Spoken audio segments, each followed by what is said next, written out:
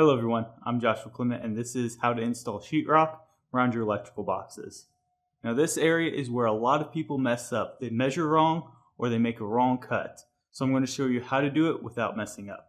For this job, I'm going to be using a sawzall. If you have a keyhole saw, that'll work too.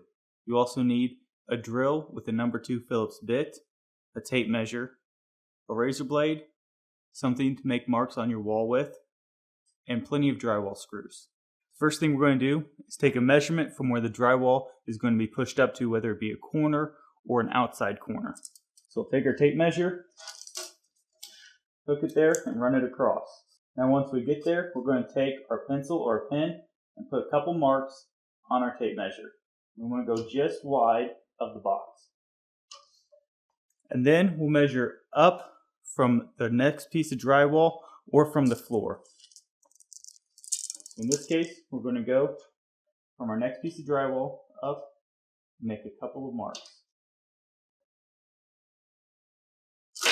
Then we're going to take our drywall that's going up here, go ahead and lay it out and put our marks on there. Now we're going to take our keyhole saw or our sawzall and go ahead and cut this box out. Now we're going to pick our drywall up and set it over our box.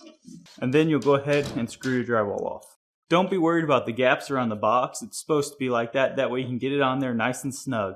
Then when the mudders come in, they're going to fill that with insulation and cover it up with mud. Then you'll go ahead and put your cover plate on. Putting lines on your tape measure can make the job go a lot faster. That way all you have to do is follow your tape measure down, find those lines, and put your marks on. Thank you all for watching, and good luck with this project.